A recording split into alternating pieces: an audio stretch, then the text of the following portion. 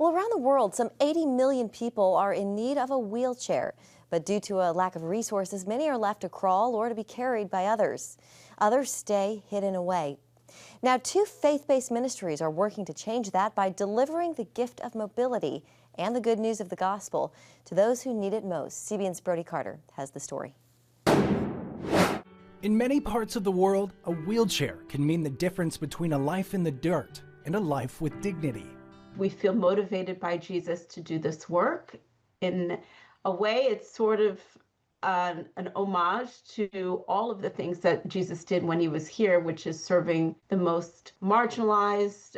The Bible says the least of these. That's the heartbeat behind Free Wheelchair Mission, a ministry built on a simple design and relentless faith. Each chair provided is built to last, made for rough terrain to those like DeWitt in Ethiopia or Linda in Guatemala. The gift offers newfound freedom, a chance to rejoin their community, and a tangible sign that God has not forgotten them. When I bend down and I give out a wheelchair, and that person is praying for me, and I think when I go there that I'm going to be telling them about Jesus and they're actually showing me who Jesus is. That mission begins at their Southern California headquarters and spreads across 95 countries with more than 1.5 million wheelchairs delivered. Joining them in answering this call is Joni and Friends, which refurbishes chairs through its Wheels for the World program.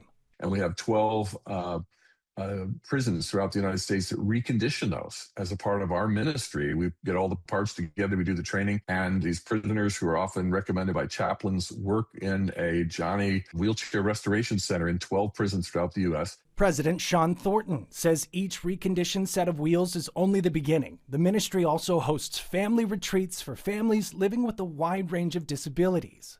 Worldwide, an estimated 1.3 billion people live with a disability. And according to Thornton, many of those must still fight for access to churches that have deemed the least of these an inconvenience.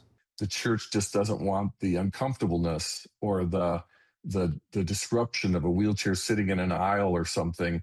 They're asked not to come back. A common thread of families is that they're told, you're not welcome here because you're too disruptive. Since the Americans with Disabilities Act does not cover churches, Thornton estimates only about 5% in the U.S. are fully accessible. This reality fills the need that both organizations seek to fill. In that wheelchair, we allow for that person, especially those that are believers and have been praying for one, to see in a tangible way that they are loved and not forgotten by him. Although the work is far from over, each smile from someone lifted out of the dirt proves a simple chair can be a vehicle for a miracle.